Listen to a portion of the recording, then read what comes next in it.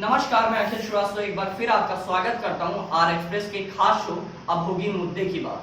अभी तक अगर आपने हमारे YouTube चैनल को सब्सक्राइब नहीं किया है तो अभी सब्सक्राइब करें ताकि आपको आगे की खबरों की नोटिफिकेशन मिलती रहे।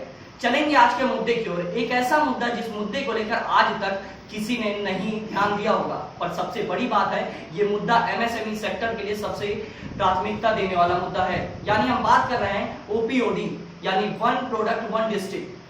योगी सरकार की कवायद रही है, लगभग 2 साल पहले योगी सरकार ने इस बात को रखा था कि हर डिस्ट्रिक्ट को एक एक प्रोडक्ट बनाने के लिए फैक्ट्रीज से संबंधित चीजें जो प्रोडक्शन है उन चीजों पर ध्यान देंगे। पर देखा जाए किस प्रकार से रायबरेली को क्या मिला, उस पर चर्चा करने के लिए आज हमारे साथ जो पैनल मौजूद है उस पैनल पे अगर चर्चा करेंगे, आइए आपको उन लोगों से कराते हैं तारुफ। बीजेपी का पक्ष रखेंगे मुनीश अग्रवाल जो वरिष्ठ भाजपा नेता भी हैं और इनके फेसबुक जो वॉल से उस जाना जा सकता है, कट्टर भाजपाई कहा जा सकता है इनको। वहीं हमारे साथ पैनल में मौजूद हैं सपा सरकार के ब्लॉक प्रमुख, इस समय वर्तमान में ब्लॉक प्रमुख है बछावा से विक्रांत अकेला, युवा नेता युवा सोच। विक्रांत जी आपके पास चलता हूं। सपा का हमेशा से भाजपा के ऊपर यह आरोप लगा है कि काम हमारा, आपने एक थीम निकाली काम बोलता है, आपके नेता ने कहा था काम बोलता है, फिर उसके बाद उसी चीज को लेकर कटाक्ष करना।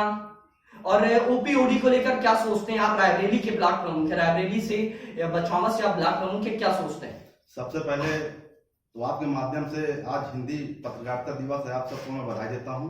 धन्यवाद। और रही बात 2012 और 2002 में समाजवादी पार्टी की सरकार थी। 2012 में हमारे राष्ट्रीय अध्यक्ष माननीय अखिलेश यादव जी ने, जो उस समय मौजूदा मुख्यमंत्री भी थे, उन्होंने, आप सब जानते हैं कि प्रदेश के लिए उन्होंने बहुत सी ऐसी योजनाएं दी जो योजनाएं धरती पर उतरी, जैसे 100 डायल योजना जो वाकई में काबिले तारीफ योजना थी। मुनीष जी, डायरेक्ट वे में आपके ऊपर आरोप लग रहा है कि जमीन पर उतरी है, यानी आपके सरकार की जो कवायद हैं जो भी आपकी हैं सब हीला वाली है, यानी जमीन पे कुछ नहीं है।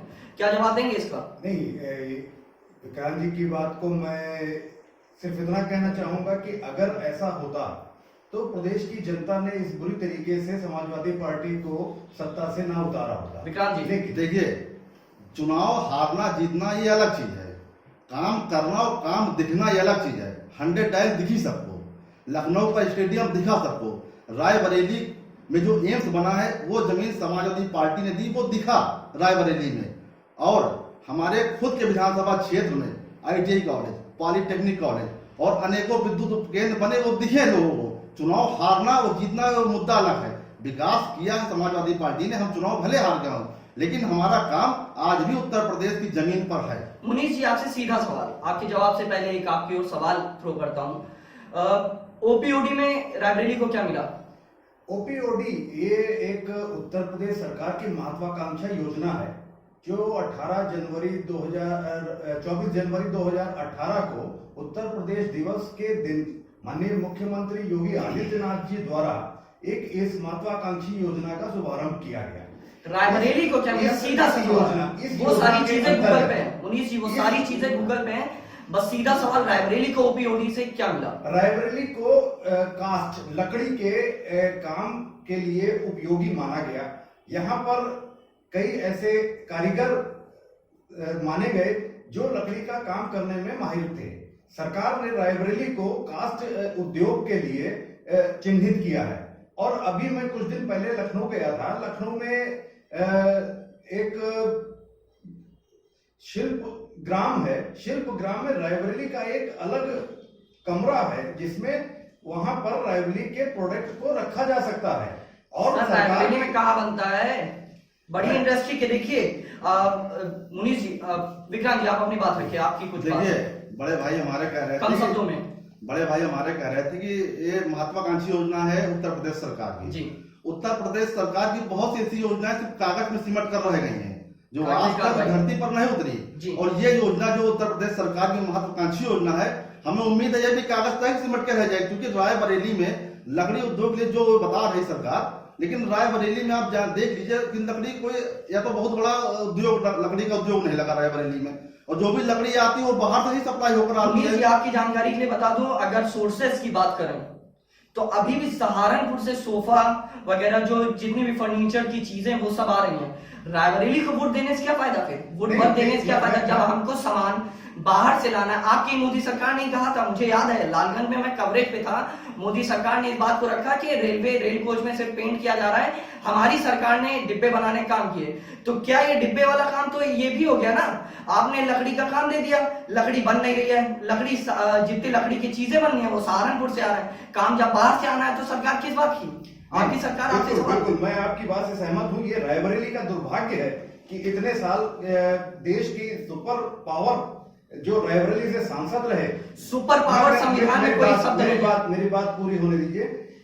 सुपर पावर ही कहेंगे, देश की प्रधानमंत्री रायबरेली से हमने संवैधानिक दिया, कोई शब्द ही नहीं है। रायबरेली से हमने देश के प्रधानमंत्री को दिया, हमने रायबरेली से उस व्यक्ति को दिया जिसका शासन रहा 10 साल, उसके बावजूद रायबरेली का सबसे बड़ा दुर्भाग्य रहा, ना तो हम कृषि क्षेत्र में अग्रसर हो पाए, ना हम औद्योगिक क्षेत्र में अग्रसर हो पाए।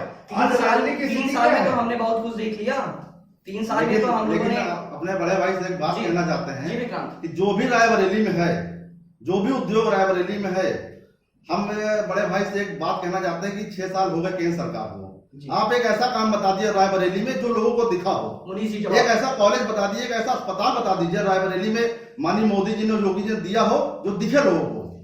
रायबरेली में जब रेल कोच फैक्ट्री बनाई गई थी, आपने भी अभी अपना विषय रखा था कि रेल कोच फैक्ट्री कांग्रेस ने बनाई, कांग्रेस की। उसके बाद आपकी सरकार ने आकर रेल कोच फैक्ट्री का काम भी रोका, जैसे एम्स का काम रोका आपने, 300 बेड आपने काट दिया रायबरेली के एम्स के लिए। तो रायबरेली के साथ आप दुर्व्यवहार कर रहे हैं लगातार। नहीं, गलत कह रहे हैं आप। रायबरेली में लगातार कार्य हो रहा है। जिस रेल कोच आप एक काम बता दिए रायबरेली में जो भारतीय जनता पार्टी की सरकार द्वारा किया गया हो और जो लोगों को जिससे सीधा लाभ लोगों को मिला हो। एक काम बता दीजिए, खत्म करिए। एक काम बता दीजिए। एक काम बता दीजिए। रेल कोच आपकी बनाई हुई फैक्ट्री नहीं है, बनाई हुई फैक्ट्री नहीं है, लेकिन रायबरेली आईटीआई फैक्ट्री जिससे रायबरेली का नाम जाना जाता था, आपने 6 साल में क्या किया है?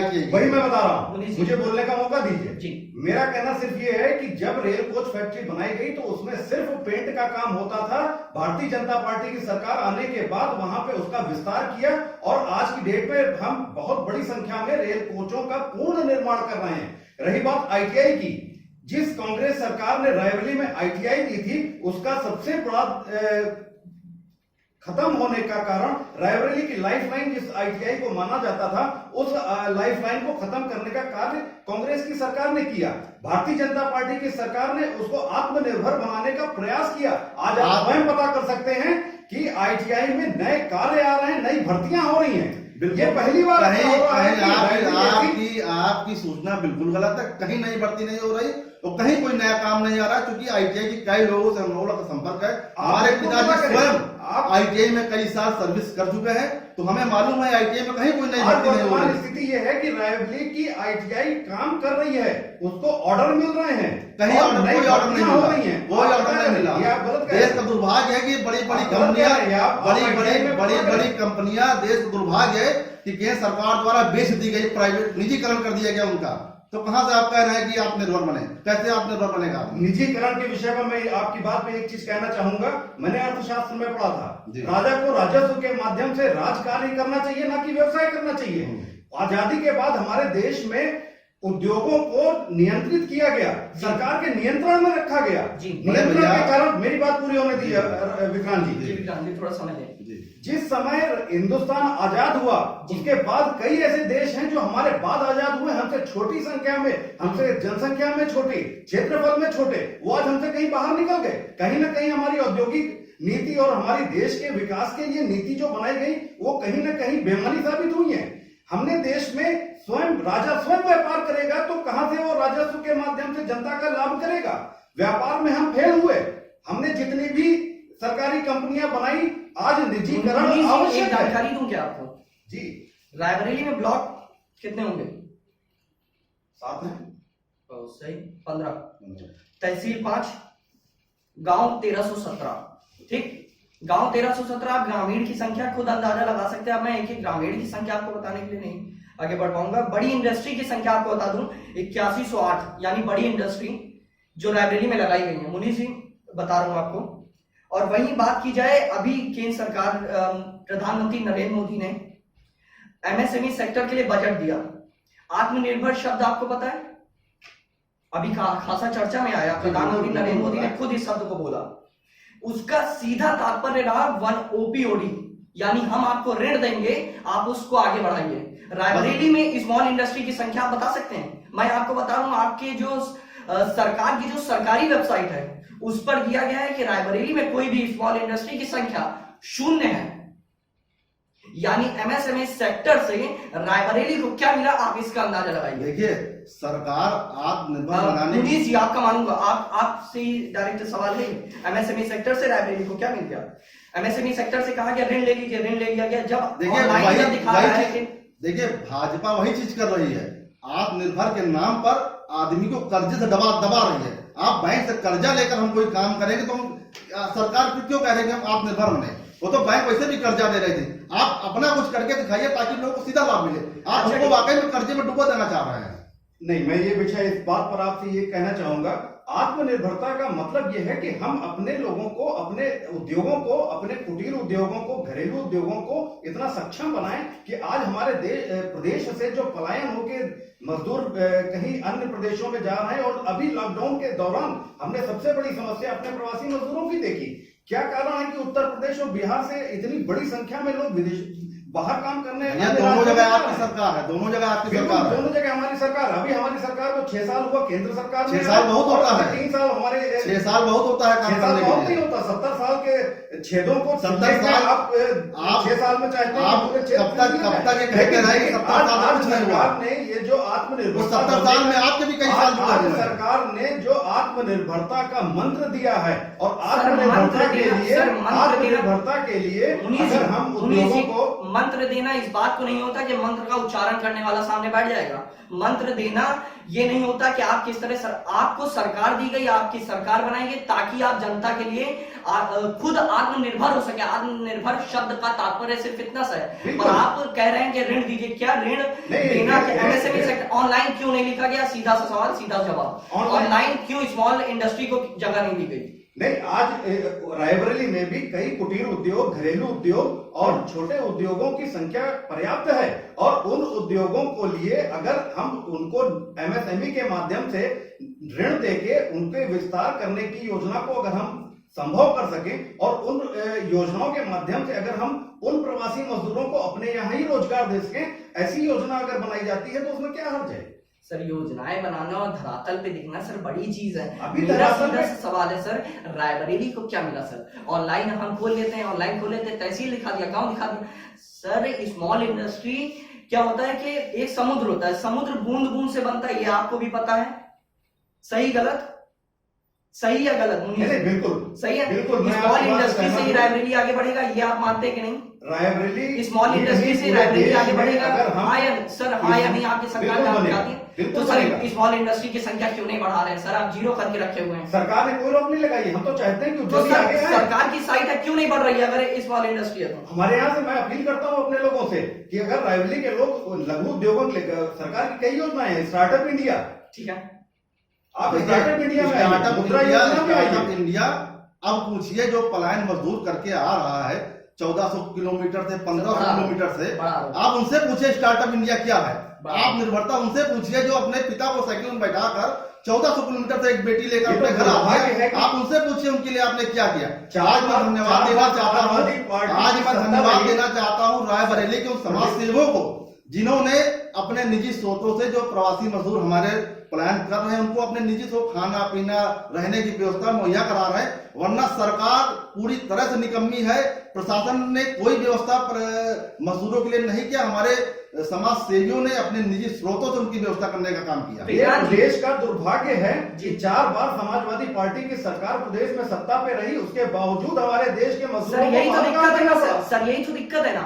आप लोग राजनीति समाजवादी पार्टी की सरकार के काम गिनाना शुरू करूंगा तो आपका समय बहुत लगेगा। के नजरिए से देखिए, एक आम आदमी के नजरिए से देखिए, सिर्फ और सिर्फ राजनीति के बीच में आम आदमी हमेशा से पिसता आया है। सपा सरकार आएगी, आम आदमी पिसेगा, भाजपा सरकार आएगी, आम आदमी पिसेगा, बसपा सरकार आएगी, आम आदमी पिसेगा, बीच में राजनीति होती रहेगी। सर क्यों जनता के बारे में नहीं सोचा जा रहा है, जनता क्यों बीच में फंसी? नहीं, मैं पहली बार कह रहा हूं कि ये पहली बार प्रदेश की सरकार ने ये सोचा है। अभी ही 2 दिन पहले एक समझौता हुआ है जिसमें 50 लाख मजदूरों को काम देने का एक MOU साइन हुआ है। ठीक है, ये उत्तर प्रदेश में उन्हीं प्रवासी मजदूरों के लिए काम के लिए योजना बनाई जा रही है जो बाहर से आए हैं। सरकार की सराहना होनी चाहिए। MOU साइन हुआ है कि जो मजदूर उत्तर प्रदेश से जाएगा वो लिखित तौर पर जाएगा। नहीं, ऐसा कोई MOU नहीं हुआ। इस बात मुनीश जी आपको बता दो, इस बात की कवायद चल रही है, इस बात की कवायद चल रही है, महाराष्ट्र से भी इस बात को लेकर बातें चल रही है। योगी सरकार बात कर रही है लगातार, जो हमारे सोर्सेस की माने तो कि जो भी श्रमिक होंगे वो अगर एक प्रदेश से दूसरे प्रदेश जाएंगे तो उनकी जानकारी सरकार को होनी चाहिए। ये इस बात की कवायद चल रही है। आप मैं कह रहा हूं कि अगर हम उत्तर प्रदेश में ही अपने मजदूरों के लिए और श्रमिकों के लिए इतने साधन तो आप किसने रोका है? अरे भैया करिए तो वही हो रहा है, किसने रोका है? आप करिए, सब लोग आपके साथ प्रदेश हैं, आप करके दिखाइए। तो आपने जिस विषय पर आज ये चर्चा प्रारंभ करी ये उसी विषय पर है। आज उत्तर प्रदेश में एक डिस्ट्रिक्ट एक उत्पाद को लेके योगी सरकार ने काम किया है। उत्तर प्रदेश के कई ऐसे जिले हैं जहां पर इसका लाभ लोगों ने उठाया है। मैं तो रायबरेली के लोगों से अपील करता हूं कि इस योजना में आगे आए, उद्यमी आगे आए, लोगों को रोजगार दें। सरकार योजना दे रही है, सरकार ऋण दे रही है, सरकार सब्सिडी दे रही है। आपको मालूम होना चाहिए इस योजना के अंतर्गत प्रत्येक महिला को 1.5 लाख रुपए की सब्सिडी और पुरुष को 1 लाख रुपए की सब्सिडी दी जा रही है। सबसे बड़ी चीज है कि विक्रांत जी आपसे एक सवाल पूछता हूँ जी, एकदम पर्सनल जी। सरकार की कवायद रही OPOD की जी, उद्देश्य क्या था? मतलब जिला किसके वजह से जाना जाए? बस एक शब्द में जवाब आपका। देखिए, जिला विकास के नाम पर जाना जाए। विकास के नाम पर। मुनीश जी आपका जवाब क्या होगा? आपके मुख्यमंत्री योगी आदित्यनाथ ने कुछ कहा था, मैं अभी उस समय कवरेज पे था, क्या कहा था उन्होंने? किस वजह से इस OPOD को क्यों लाया जा रहा है और क्या इसके उद्देश्य होंगे? तीन OPOD का मुख्य उद्देश्य था कि अपने ही जिले में जो हम जिसके एक्सपर्ट हैं उस चीजों को बनाने का बहुत बड़ा बाजार खोला जाए। दूसरा इसके अलावा उन लोगों को रोजगार मिले जो उस काम करने के सक्षम हैं, उनको रोजगार मिले, उससे वो लाभ कमाएं। तीसरा, उनके उत्पाद को एक विश्व स्तरीय स्थान मिले। चलिए आपको रोकता हूं। सबसे बड़ी चीज उन्होंने इस बात को कहा था OPOD को लाने का उद्देश्य होगा कि रायबरेली के लिए अगर कोई भी वुड वर्क दे दिया गया है, वुड वर्क दे दिया गया तो रायबरेली को आज से और अभी से वुड वर्क के नाम से जाना जाए। कौन जान रहा है सर? सबसे बड़ा सवाल है। और आप इसके लिए क्या प्रयास करेंगे? कम शब्दों में चाहूंगा क्योंकि अब डिबेट को रोकना चाहूंगा। सबसे बड़ा दुर्भाग्य यह है कि सरकार कम शब्दों में चाहिए। सबसे बड़ा दुर्भाग्य यह है कि सरकार की योजनाओं की जानकारी ही किसी को नहीं है। अगर 2 या 4 लोगों को जानकारी है, कैसे आप लाभ पहुंचाएंगे? सबसे बड़ा आरोप है जानकारी का अभाव। जानकारी का अभाव आप कह सकते हैं, लेकिन मैं जानता हूं कि लोगों को पूरी जानकारी है और लोगों ने इसमें कई आवेदन किए हैं और लोग इस माध्यम से अपने व्यवसाय को बढ़ाना चाहते हैं। चलिए कुल मिलाकर आप क्या अपील करना चाहेंगे? हमारी अपील ये है कि सरकार की इस योजना का लाभ उठाइए और 1 प्रोडक्ट 1 डिस्ट्रिक्ट के इस योजना में सरकार ने बहुत सारी योजनाओं का लाभ दिया है। उस लाभ को लीजिए और अपने ही क्षेत्र में हम अपने को मजबूत करें, हम अपने उद्योग के माध्यम से अपने जिले का नाम रोशन करें। विक्रांत जी, हम लोग यही चाहते हैं कि सरकार की अनेकों जो महत्वाकांक्षी योजनाएं शुरू हुई और खत्म हो गई, उसकी तरह ये खत्म ना हो जाए।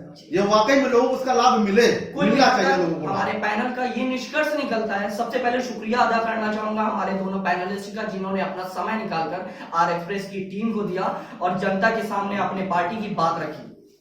धन्यवाद आपका मुशीर जी, मुनीश जी और एक तरफ विक्रांत जी का भी धन्यवाद। और आप सभी से अपील करूंगा और आपसे इस बात को रखूंगा कि कुल मिलाकर निष्कर्ष निकलता है कि सरकार की महत्वाकांक्षी योजनाओं का ध्यान दें और चीजों से इतर चलें और चीजों को समझें।